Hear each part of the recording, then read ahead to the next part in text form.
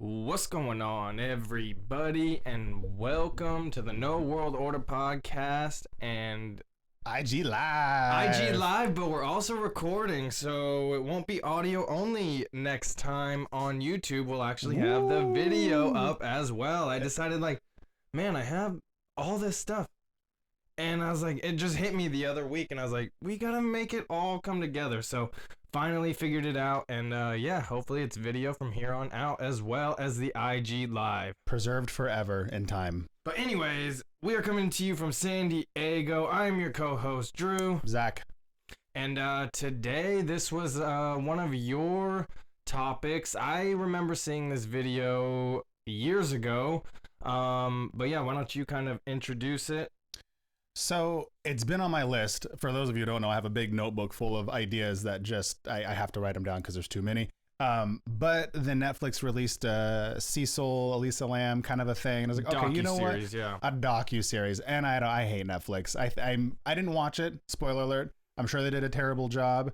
But I wanted to jump on the bandwagon and do this one now because when it did happen in 2013, I was super intrigued. I remember being at work, not working, instead trying to find this video of this poor girl in the elevator because at the time it was not easily accessible. You had to dig and dig and dig. Yeah, it was only released from the LAPD, and then a month or so later, then it was released up on YouTube from a YouTuber at the time, and it did go viral pretty quickly. It got 25 something million views, and for back then, 2013, that was pretty big. But once it was released, all bets were off. It was like, what is going on? It is a weird video. Even non-conspiracy theory people were like, whoa, that's trippy. Yeah. What happened there? Yeah, and it's interesting. Again, there's a San Diego connection. I know. Oh, it's like a it's like a precursor. I was saying that last time, and then here we are again, and there's a San Diego connection again. It is really weird. That is weird. It's you know what? You're right. Because even Christopher Dorner, that ended in LA Big Bear, but he came here too. Yeah. So it's like an appetizer. San Diego's like an appetizer. It is. Hey, everything's gonna go sour. My life is gonna end probably. I'm gonna go to San Diego first and just check out the beaches and see La Jolla Shores, and then I'll die. Yeah. Interesting stuff. But so where were you? Oh, I'm just talking. Yeah. These are notes, but I rarely use them. I'm just kind of going off of my memory. Yeah. But when it happened, that put the Cecil Hotel on my radar. Did we even introduce who it was? I don't think so. No. Yeah. No, I was gonna do a little build. Okay, build up. So first we'll talk about the Cecil. So the Cecil is big old hotel. I don't have specs because every article I found on this that's mainstream is the Cecil Hotel was built in 1927 and has this many rooms and this. Yeah. I'm not interested in all that. It really was interesting though. It's cool. It was built in 27. 700 rooms. It's pretty crazy. I've read $699, then I read 700. I'm like, all right, what accounts for the missing room? Is there a big closet that they're counting as a room or something just to make it an even 7? Yeah. But yeah, it doesn't really matter to me anyway. But it's built in the 20s. Pretty cool, right? Apparently it was a decent hotel, and then it kind of went into disarray during the Great Depression. Yeah, along with the rest of the world, or at least the States, I guess, and then never really recovered. Never. A lot of weird stuff connected to it. Where it's at right now is in the heart of Skid Row. Right. And it kind of where the hotel is at. It's right off a transit center, and so it's the first thing that tourists come and see. So it's very cheap and affordable hotel, and it's not. They even say it's not an upscale thing. It's more of a traveler's very basic, a step above a hostel. Yeah, exactly. Interesting. That's kind of what it was, and it started out as this grand looking hotel, and it had this nice lobby and everything. But even today, you go there and it's just. The rooms are just so outdated. They're still in the 70s, 60s. It's hey. No, but not the good kind. No, but completely run down, and the walls are yellow from cigarette smoke, and just disgusting. You take a black light in there, it glows in the dark. Yeah, they say the carpet was sticky and just disgusting. I wonder what that could be. Yeah, so just terrible run down place, but yeah, it's in the heart of Skid Row, and and Skid Row is what, a bunch of people that are presumably homeless, dude, presumably have mental health issues. I didn't realize how big it is. It's like a 56 block thing. It's not just this one like designated area. That blew my mind when I was watching I did watch the Netflix documentary just this morning to kind of brush up on it and take some notes, and kind of there was some things that I didn't like that they did, but we'll kind of get into all of that. Okay, yeah. Please, let's rock on Netflix later. So that brings us kind of to, well, at least in my world anyway, other things that have happened before. I want to get a bit of a precursor before we talk about poor Elisa Lam. So the biggest one I think that stayed there that most people know about is Richard Ramirez, right? Did you read about that or hear about that at all? Yeah, I heard about that. So what was interesting about that too was, just quick, he killed 14 people on the 14th floor. So there was something with that 14, and we know about him and Satanism and that whole thing. And, I took this opportunity to kind of poke at that a little bit, because everyone's like, oh, Richard Ramirez, Satan. Okay, cool. Like, I know he did the fucking pentagram in the hand for court and everything, but and then he said like, Hail Satan. Yeah, okay, cool. But that's like for what we know about the world and what people do, that's like child's play. That's child's play. That ain't nothing. So I kind of poked around a little bit at it, and I found out when he was a kid, he hung out with his cousin a lot. His cousin had been in Vietnam. His cousin had raped and killed people, females, and taken pictures, and had shown them to little Richard Ramirez. I guess there's even some like severed head pictures that he had shown the kid. Interesting. And then after that, when Richard was still, I believe, like preteen, I want to say, he saw his cousin killed his wife. He shot her in the face. And Richard was there for that. Yeah. And apparently after that is when he kind of became withdrawn and started to go through a change. And when that shit happens around puberty, especially like right before or during, it like has like almost amplified effect, because not only are you going through puberty and trying to figure out who you are, your body's going through changes, your mind's going through changes, but now you're given like almost too much too quickly. Yeah. And I think that's where a lot of these people have issues, is too much too quick. You know what I mean? Like as an adult, you could probably see some pictures of some dead people and like it sucks, but like as a kid, you get all that rapid fire while you're going through puberty. It's damaging. It's super damaging. Psychologically damaging. For sure. You know what's interesting is just quickly, American Horror Story 1984, they actually touch on that. They have the Richard Ramirez character in that, and they actually, I believe, touch on who'd you say it was, his uncle or something? I believe it was his cousin or something. Yeah, I think they show that in there with like him showing the photos, and that was kind of the cause of that, because that sounds super familiar, and that's kind of the only association that I have with Richard Ramirez is that 1984 season of American Horror Story. And I found that really interesting, was how much actual history they tie into their show.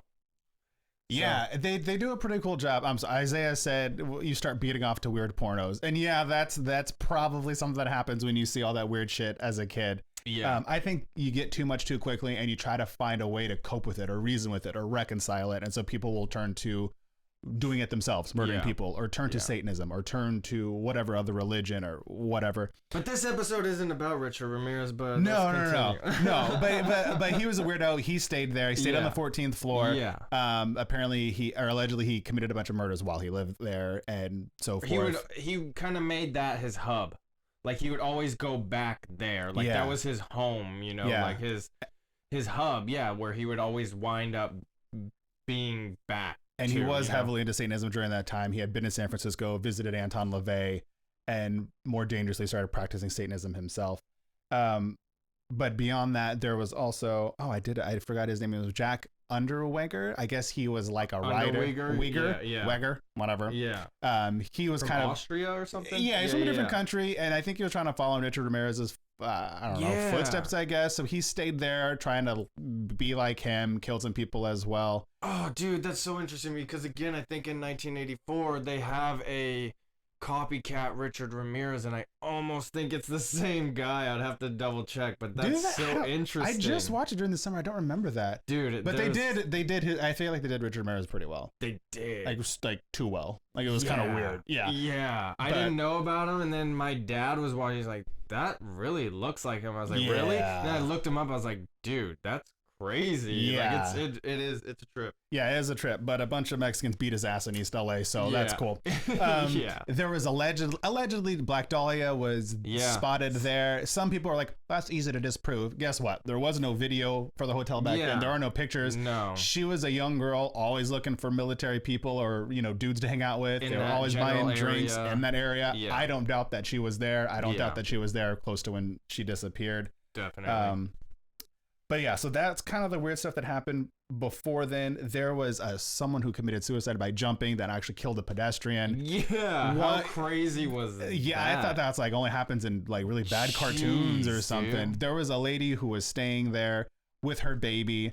She woke up in the middle of the night. She went to the bathroom. She had another baby. She didn't know she was pregnant. Thought the baby was dead. Threw it out of the window.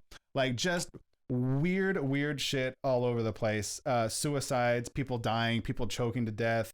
Yeah. People going there to commit suicide. Yeah. And I don't think a crime-ridden place. Like a lot of murders, robberies, prostitution, just kind of all that negativity, toxic things kind of formulating in one general area. Yeah. And it sounds like nobody wanted to be the one to call the cops. Like nobody wanted to be like, oh, that's fucking weird, I'm gonna rat on him, because everyone was up to their own sketchy shit. Yeah.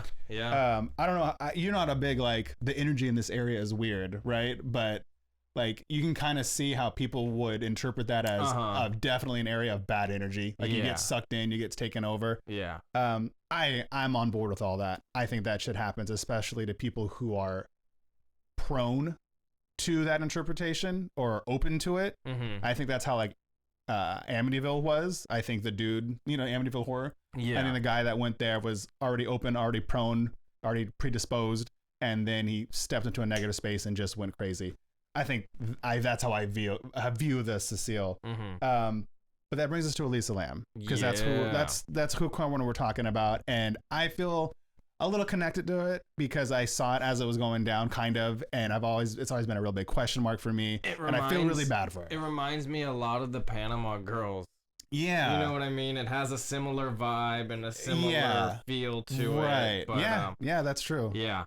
So, it was very interesting to kind of dive into this, and the fact that Netflix did just kind of release this docuseries, it was kind of the perfect timing to kind of get into it. So, who is Lisa Lam? Elisa Lam was a woman. What was she, like 20?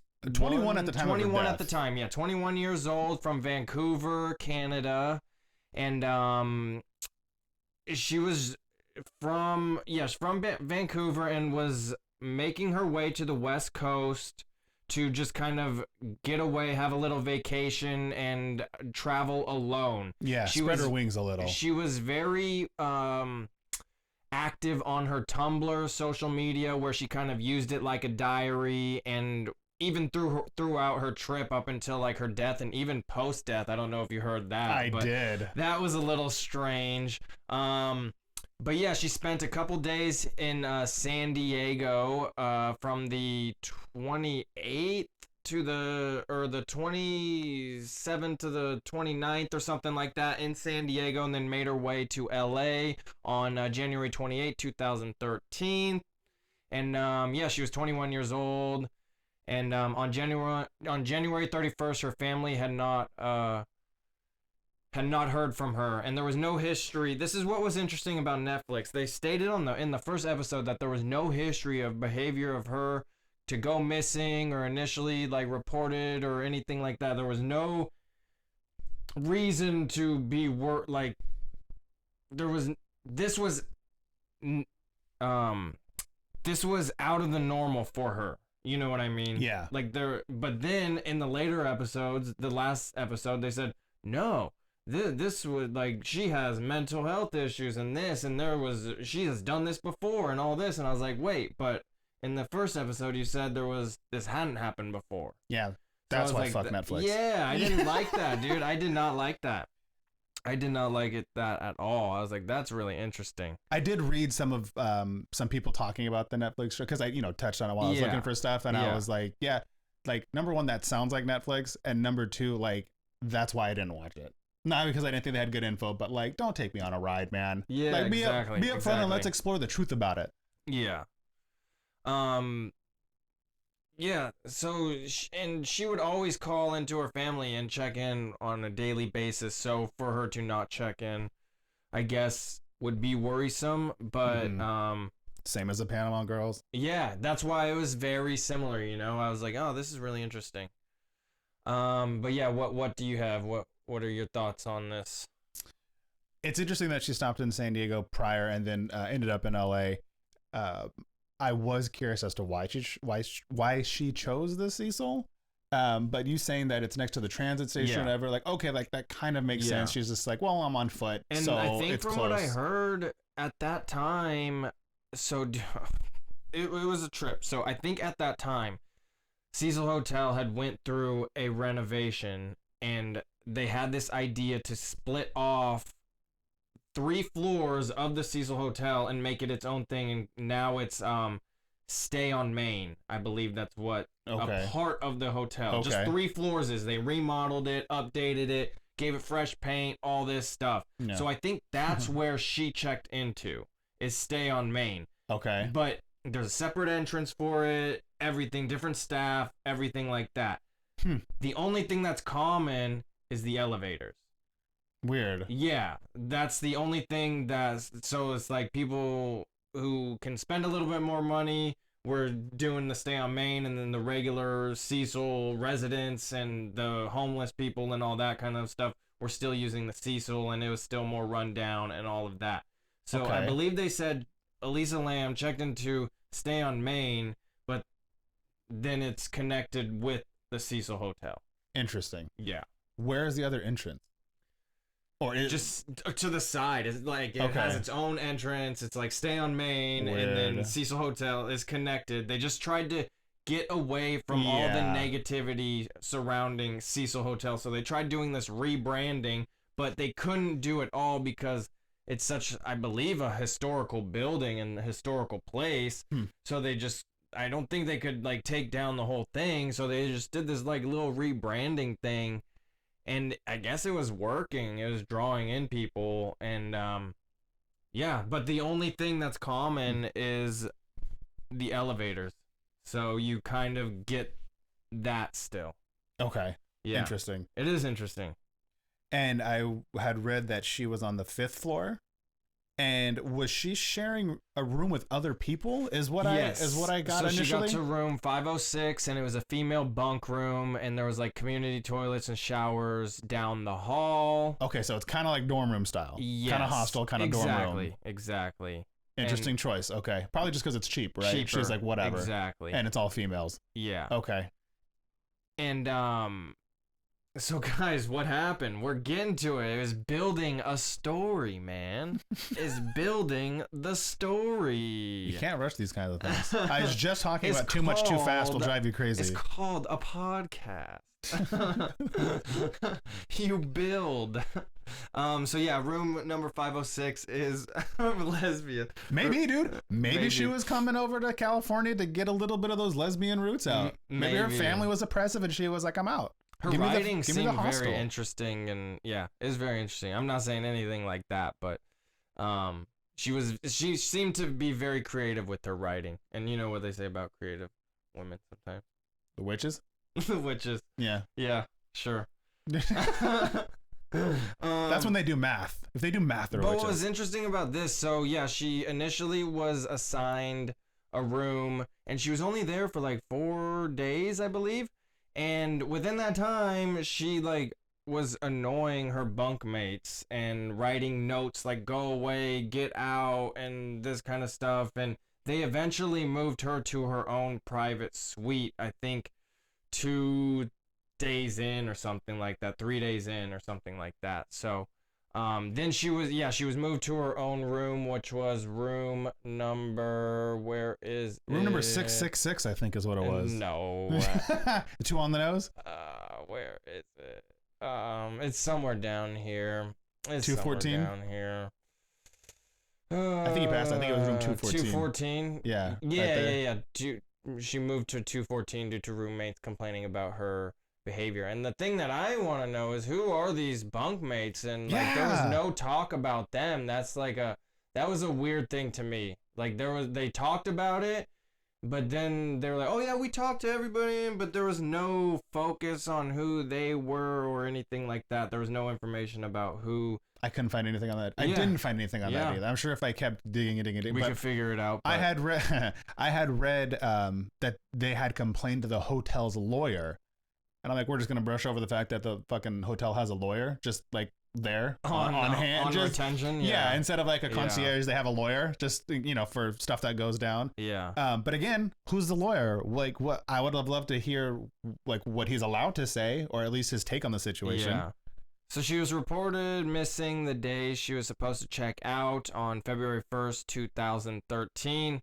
Her laptop, prescriptions, and all like valuables were left behind. So they were in her private suite. Yes. Okay. In the hotel, so not taken with her, so just left behind. So you would assume like she would be coming back. Right. Just like Panama. They were saying, yeah, exactly. That's what I'm saying. The connection was very interesting. They said it was a very messy and chaotic room, but there was like no signs of like illicit drug use. She was prescribed like 4 different prescriptions, like an antidepressant, a mood stabilizer, and like an antipsychotic or something like that. Of course. She had history with bipolar disorder. So yeah, interesting stuff. What are your thoughts on all of that? So I believe the bipolar part, I don't think it came out initially. I think it came out like after people had started to read about it online, if I remember correctly. Well, she was very vocal about it in her writing. And like, right, at the time when it came up, I wasn't at the stage where I knew to go try to find her social media. What is she talking about? What is she saying? Mm-hmm. But I didn't know about that. I had looked at, and I know we're building to I think we're building to like the elevator. Yeah, exactly.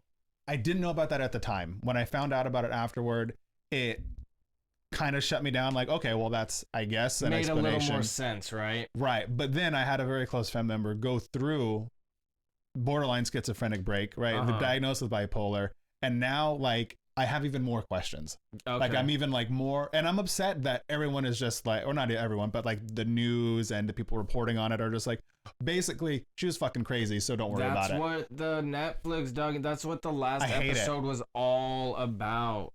About people not liking it, or about that she's crazy, right or wrong? No, basically, yeah, just mental health, and like, yeah, this is what it was. And even though, I mean, we can get into it, there was like a lot of anomalies and a lot of weird connections with her, and there was a movie called like Dark Water or something that was very similar, like, which was her story basically, and there was a lot of these weird coincidences, connections, whatever you want to call it with it. But I don't like, and I didn't like, and I don't like how they just throw the stamp of crazy on her, basically. That's what it was on the last episode of the it writes it off. It like doesn't acknowledge her as a person. And I think it does a disservice to the community that's out there trying to get people to understand mental health and mood disorders on a deeper level, more than just crazy.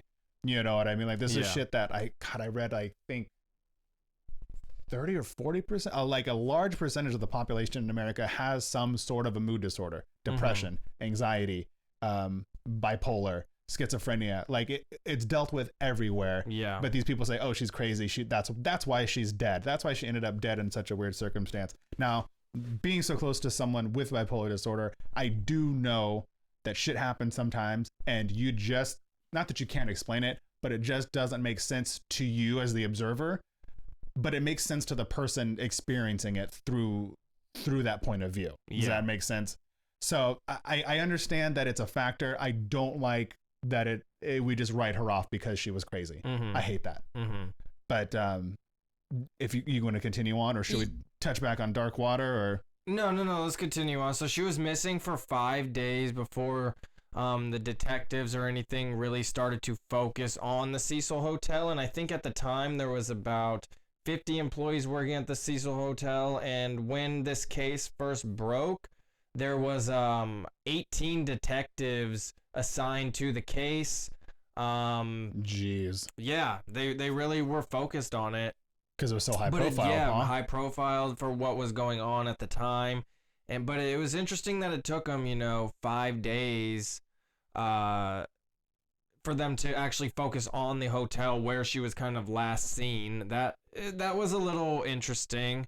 And then on February 6, 2013, which would be 6 days after, they held a press conference with her family. Her family actually flew into BC. It was her mom, her dad, and her sister, or Vancouver, not BC. And they just held a press conference. The family didn't speak, but they were just, seeking for any help, any answers to what was going on. Detectives and K9 units went in through all the rooms and closets and anywhere someone might be, where someone would stash a body or anything like that. And what was interesting, this is where it gets interesting, man. They even went up to the roof, searched it at night, had the helicopter light on and everything, and still didn't find anything. And they chopped it up in the Netflix case to like a clerical error, saying, oh yeah, it was supposed to be marked closed instead of open or something like that. And it's like, that mistake should not happen in this type of situation, Well, I want to circle back to that because we'll get into. I have another question. Yeah, but what's interesting? So there was a bunch of detectives, 18 detectives at the time. But what was interesting is at this same time, the Chris Dorner incident happened. Hey, I just referenced him. Yeah. Another San Diego, LA guy. So that's very interesting, right? I had no idea that this was happening at the same time. I don't remember that. That's funny. I remember the Christopher Dorner thing. I was watching the news as they were like airdropping people into Big Bear to go find him. And I remember I was commuting. I was going from Orange County to San Diego, and I was like looking for him on the freeway. Yeah. Like, I'm not a cop, but like, I know. Like, is that him? Where's he at? That's crazy. I didn't know that. Yeah. I don't remember it like that. But from that point, they went from the 18 detectives to only 4 because they had to focus on that Chris Dorner case right away. So interesting. Another botched all of a case. sudden, a lot of manpower went away from this case. So it kind of lost steam a little bit there, Right. And of course, the media attention goes to Christopher Dorner. The high profile for Elisa Lam diminishes anyway. But this is when the detectives were kind of out of questions, and they got the video from the hotel, which is interesting. And then the detectives put out the video to the public to ask questions, and then that's when all the theories start to come into play. Yeah, that's where we jump in. Yeah. They call them sleuths. Oh my God! If I read that word, internet sleuths. Yeah. I read one article, and I swear the guy used it about 15 times. Dude, I'm like, come up with another word. Netflix Say other stuff. It was funny. Oh my God. Yeah, it's pretty. I was like, oh, is that what we are? We've been called a lot of things. Yeah, you've been on that. I do not pay attention to any of those conversations anymore. Meh. But I notice, I'm like, sometimes I see all the notifications. I'm like, oh, Zach must be active. People are, side note, people are so free with their opinion until you have yours. Yeah. And then how dare you have an opinion? Yeah. And to me, it's just, to me now it's funny. So whatever. But. Okay, so let's get into this video. So watching the video, what's your first initial thoughts? My first initial thoughts, I'm like, why the fuck is the door not closing? Yeah. But that was easily addressed. Addressed debunked. and accounted Fucking for. hate that word. Not debunked, but accounted for. Yeah. Not because it's not debunking anything, it's just it was easily accounted for because people other YouTubers got so obsessed with it. They went to the hotel and everything and I like love retraced her it. steps I and love everything. it. And figured out what button she pushed and all that, what floor she was on and all of that. And I love it. she pushed door hold. And it was on the bottom of the row, and she hit that like 2 times, and each time it lasts for 2 minutes. So it holds the door for 2 minutes. So Like, people how long went there was the and video? Like timed it. 5? 4 minutes. Okay. See, and that I had seen one video where somebody basically said that, and it. Okay, so when I first saw the video, before I knew about bipolar, that she was bipolar or bipolar in general in my life, I thought she was looking for someone or at someone, right? It looks like she's looking at someone outside the elevator. It looks like she's hiding. It looks like her hands make weird movements. But initially, she's so calm. Yeah. Like, she's there, she's just standing there, and then all of a sudden, there's just this, like, boom, like, what's going on? Yeah. You know, like, she was calm, and then just all of a sudden is, like, just something, like, snapped. Like, it really struck a chord with me, and I didn't know why, and I still don't know why, I guess, but that's what I first thought about it. Her hand looked weird, right? Like, it looked supernatural. It looks like something supernatural trying to exist, like, on our plane of existence, which was really weird. I also thought it looked chopped up. Yes. I could have sworn it looked like there was pieces one, cut like, out. Edit for sure, and people say there's about a minute cut out. That's what I read as well. About 54 seconds. Yeah. And they're like, well, like, why? Yeah. Obviously, why? What? Yeah. And I watched it. I watched another video. video. And the manager said she did not edit it, and the LAPD said they could not edit it. So it was like, I can somebody's edit it. lying. Yeah, you know, somebody's lying here. Like, what's going on? If I can edit that on my phone now, because there was LAPD something with the timestamp. timestamp. I missed it in the docuseries. They mentioned something about the timestamp and how when it was released, it was at like a slowed down rate, and that's why the timestamp was kind of distorted or something like that. And yeah, but then there's like a part where the elevator closes, how it like looks like it's about to start closing, and then it jumps to like almost halfway or third close, and then it finished closing. It's a really weird jump cut type thing, but everybody says, oh, we didn't edit it. So okay, like, then Supernatural's back on the table for me. Look at the way the door closed. Look at the way that the time variance. Like, what? Explain it with logic and that someone lied and covered it up, or else I'm gonna say it was supernatural. The video I saw, the guy explains it, like he's looking at the timestamp, right? The marker, the ticker, or whatever. And it goes from seconds and it changes the minute, and it goes from seconds and it changes the minute. And he points out, like, look, right here, it'll change to the minute, and then only a few seconds pass and it changes the minute again. Oh, and that's where, and like, I can't see the damn thing. I don't know if they tried it. They edited out the timestamp, right? No. When it was released to the public, no. The one that I saw, it like I can't read it. No, because it was initially released on the LAPD's website, and that was like it had the timestamp and everything. And that's initially why people called into question. They're like, there's something up with this timestamp, and then that's when they're like, oh yeah, it was released at a lower frame rate or something like that. Black matter, wear a mask. Yeah. Just whatever they can throw at it to get you off the scent. Yeah. So yeah, the video I saw, maybe I can post it and give that dude credit, but he explained it like that. Like you can see where it happens. I can't see the timestamp, the numbers change, but maybe my eyes aren't great, or the video he had, it was edited out, whatever. Mm-hmm. But where's that time? And why is it gone? Mm-hmm. And if it's not gone, give me an explanation why the time jumps a minute and the door seems to have a jump cut. Yeah. Tell me why. I don't fine. It's not a conspiracy. Let me know why then. Mm-hmm. I want to know the answer. And if there's cameras, at least in the elevator, there's cameras in the hotel, right? I think that's safe to assume. Why was no other footage of her released? If she was so sporadic and so erratic and, oh, she's crazy, like, then she would have been doing something like that possibly elsewhere in the hotel. I mean, she stayed there for a few days. I'm sure there's a video camera in the hotel lobby. I know she checked in on the lobby. Like, what? Why is nothing else released? You can't even. I mean, even you can see her face in there, I guess. But that brings me back to, like, they're trying to just be like, oh, she's crazy. Mm-hmm. Show us some video footage of her acting typical.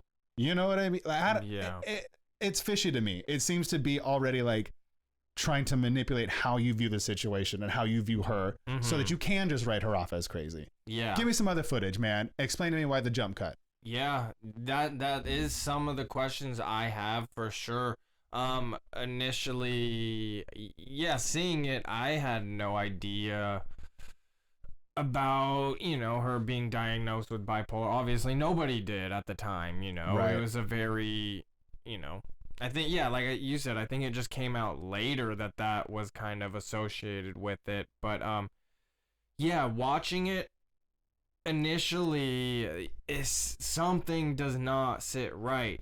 But then you hear like a manic bipolar episode or something like that, and it kind of fits. And then the fact that they go in and be like, okay, she hit the door hold button, they time it, it lasts 2 minutes. I'm like, okay, Like some of it checks out. yeah, some of that is like it checks out. So, but then there's just some other interesting things. Like I said, that movie Dark Water. I got some notes on it. That. Yeah, you got notes on it about that. No, I don't have any notes on it. But okay, real quick, I want to just one more thing about the bipolar, and then we'll move on to Dark Water stuff.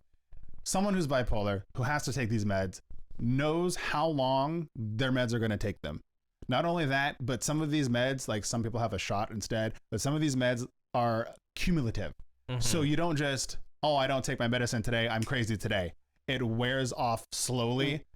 You know what I mean? Like people, they kind of talked on that. They kind of based on the toxic. They couldn't really determine when or how much like of her prescriptions were in her body, but they kind of suspect that she was kind of stopped taking her meds towards the end of her trip. Who knows for how long?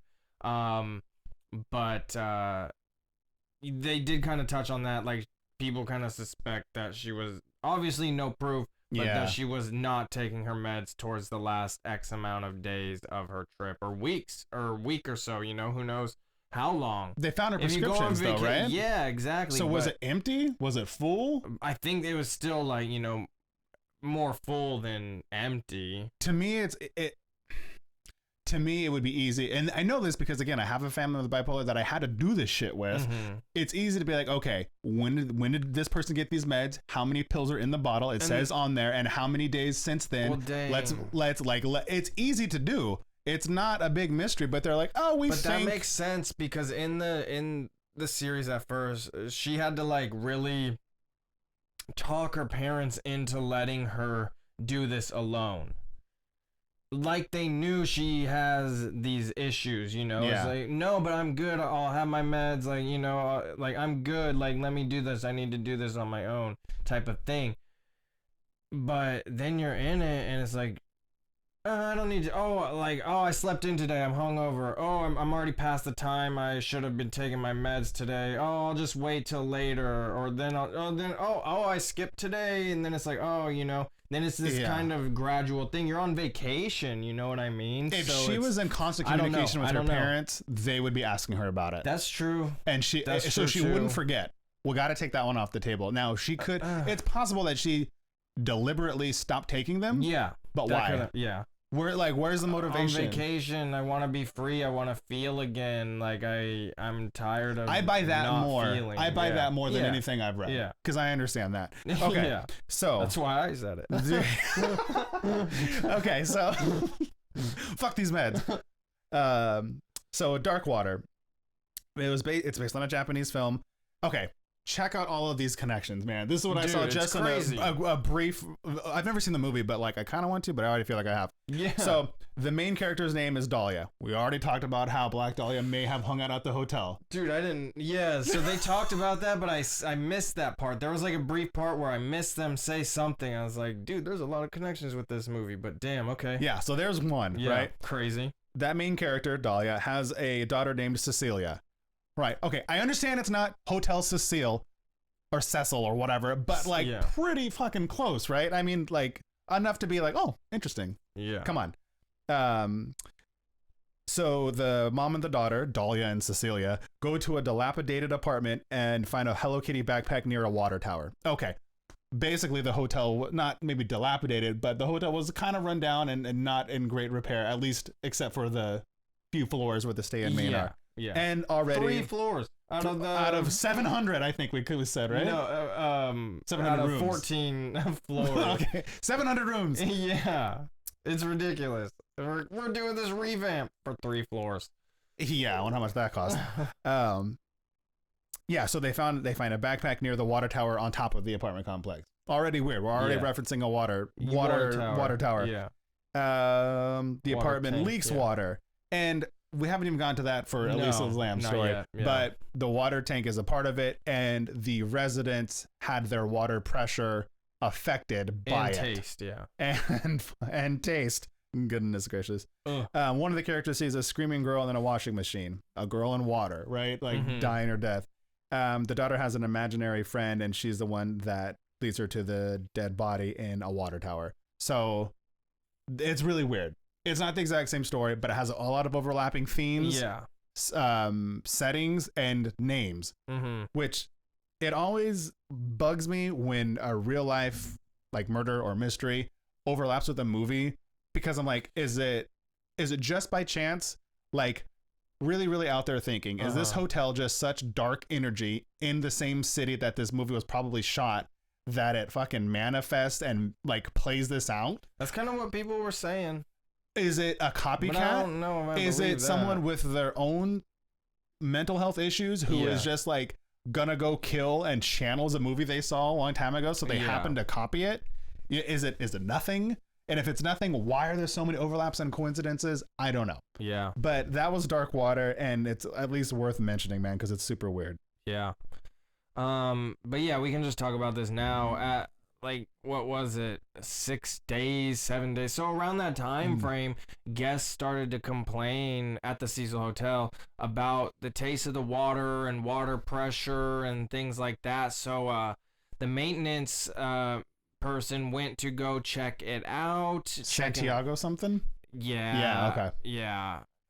He spoke Spanish in the documentary, and it was hard to follow. I just kind of tuned racist. I just kind of tuned it out, and then I was like, oh dude, he's the one who found it. I was like, fuck, dude. I was like, I should have paid attention to that, but I didn't want to rewind it because I was strapped on time. So I understand that. But I was like, oh damn, this dude is the one who found it. But I knew he was the maintenance person. He went all around the hotel, and then he found his way up to the roof, and then I don't know how or what happened, but he's the one who found her floating in the water tank. Oh yeah, because they were asking about the water and the water pressure and all that. I was like, well, how did he find the water tank? Yeah. But yeah, 19 days later. Okay, so that's what it was. 19 days later. That's crazy, right? Yeah, and the morbid part of my brain wants to know like what it looked like. And then the staff was advised not to speak to the media, not give any comments or anything, which is a little interesting, but you can kind of understand it. You don't want anything being taken out of context. There's already all this spotlight on it, so until everything's figured out, I mean, I understand that, but it is on a the little flip interesting. side, It's a little interesting. It's like, hey, shut up while we figure out our story and what we're going to say, because we don't care if someone's dead, we need to make money. Yeah, it seems suspect for sure. Agreed. No, but they actually shut it down. They shut it down, got all the guests out of there, relocated them to different hotels. They had because to, they had to. Dead body in the water supply. People sure. can't be eating, drinking, for sure, bathing in that. Blech. But there yeah, were lawsuits too, she was found on February 19th, 2013. So yeah, 19 days after. So brutal, man. Yeah. Yeah, it's just interesting. The officer stated that the lid was closed when they initially looked for her. But there was no way for her to close it from the inside. That's where I'm at too. And you had said that the helicopters had been up there looking at stuff, right? And it wasn't obvious then. Yeah. Someone was like, well, the water goes up and down, so she could have gotten in when it was higher, and then it went lower, so she had already closed it. And I'm like, that sounds like a conspiracy theory. That sounds like you're just stringing shit together to make her sound like a crazy person and like write off what would have happened. How are you gonna? I don't know how it works, but how are you? The lid was pulled off, so how is she gonna be in there and then reach up, pull this 20-pound lid, and she's a little girl, she's small, in the water while you're still in the water? Yeah, you don't have, if you're in water, you can't, you have no, you know what I mean? Like, you can't. I don't know how. It's not made to do that. No, it's not made for a young 21-year-old thin girl to be completely submerged in water inside and close the lid behind her. No, she's not a Ninja Turtle. Get into the fucking sewer. That doesn't make sense. That part does not make sense. And the fact that they had it, that search happened at night. They had video of it in the docuseries of it happening at night. Why at night too? And because it was a long day. Long day, and that's just when they got to it, and they had the helicopter going, the spotlight, and all that, and still didn't see that. You're not supposed to go buy a car at night. You're supposed to see it during the day to make sure you don't miss anything. Doesn't make sense. Yeah. From what I remember, and again, like this was 2013, I remember the lid being closed. Like that's what I remember reading. You know what I mean? Like, okay, could it have been all the things I read wrong? Mm-hmm. Maybe. Could it also have been that Santiago was told to say that it was open when he found it after X amount of days? Maybe. Mm-hmm. You know what I mean? Why are we supposed to? No offense, Santiago. Why are we supposed to trust this rando hotel worker in LA? He's definitely watching this. Yeah. I'll tag him in it. I'll find him. I need to know. I remember it being closed because that was one of my initial questions. I was like, dude, obviously, weird. And what was in there with her? Like her wallet was in the water with her? No, just clothes. Clothes. Just her clothes. She had disrobed. Yeah, she was naked when they found her, but her clothes were at the bottom. Yeah. Yeah, man, that's weird. Do you have any more? Because I want to get to like what we think individually, but do you have any more evidence or anything weird? Oh, just a little weird thing, dude. Like, I don't know if you got this. So the last bookstore where she went to, on the registry or something like it, when she bought the book or something, for her zip code, it's pinned to where she's buried at now. Okay, so it's like, hey, you want to join our book club? What's your zip code? And she put in not where she lived, but where she's buried. Where is she buried? Oh, I would have to look it up again. Do you remember if it was in Vancouver? I think it was in Canada, but I don't know. Yeah, I think so. Yes, it was in Vancouver. Yes. Okay, it wasn't like the same zip code as her home is the same zip code as the cemetery down the street. So like, of course, it's the same. Yeah, no, it was, but weird. Because she registered it when she was alive. Like that's when she, did it. Like when she bought the book, that's what it was like registered as, is where she's buried now. Just the zip code. Yeah, just the zip code. Okay, because like, it's under her name, everything, it's her information and all that, but the zip code, when you put that into the pin, it pins it at the cemetery or where she's actually buried. So just a little weird. Yeah. Like, why would that be, I'm gonna have to look at that one. That's interesting. Yeah, it was interesting. Because like I know my mom lives close to a cemetery, and I know this zip code is the same. So if I put my mom's zip code, it would also be the same as the cemetery. But that's not everybody. Not everyone lives close to a cemetery. Yeah. Weird. There was they got into all sorts of things, dude. It was really interesting watching this Netflix docuseries because I was like, is that really how we are? Internet sleuths? Yeah, because they were trying to make connections to everything, and I was like, oh, it was ritual. She was sacrificed. She was a biological weapon. She was a spy from China, and like, dude, they were like, dude, it was. I was like, oh, is that what we do? I was like, fuck. That's dude. how people see us. Exactly, and it really was interesting watching that. That's funny. Yeah, there was all sorts of different like theories that people had, and where she went to school kind of had this big focus on tuberculosis, and when she got to the hotel and near Skid Row, they had a tuberculosis outbreak, and that was on the news, so they were like, oh my gosh, what the heck is going on with that? Yeah, just interesting. Yeah, so people were trying to make all the sorts of connections and all of that, and I just thought that was interesting because I was like, that sounds like what we kind of do, but it seemed very extreme. Like it seemed very over the top. I was gonna say, I was like, oh, you're reaching so much. I'm like, but we kind of do that at times too. I don't know. It seemed interesting. I think everything is a conspiracy. I'm the person overreaching. But that's what I told my dad that. I was like, oh, that's what Zach says.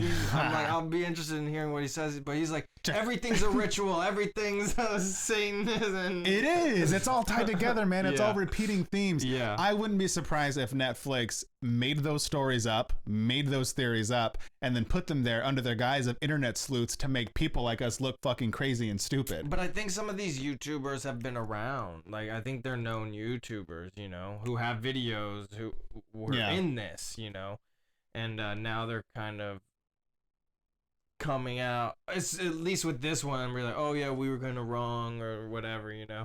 But they're like known YouTubers who were in it. You know?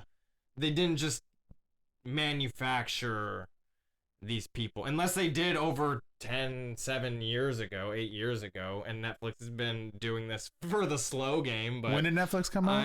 I don't know. When did Netflix come out? I don't know. Longer than you think, that's for sure. I remember. Side note: I remember getting DVDs in the mail from Netflix back in the day. Dang. Yeah, I'm old. So I know you gotta get going soon, so we could wrap it up here. I got one more thing. Yeah. I was watching a video from shout out Sloan Bella. She channels people. She's a psychic. And she had said some interesting shit. She had said, go watch her video, I'll tag her. She had said that Elisa's grandma on her dad's side had a little gift, we'll call it, same as Elisa. So they kind of bonded over that, and the family kind of shunned that gift.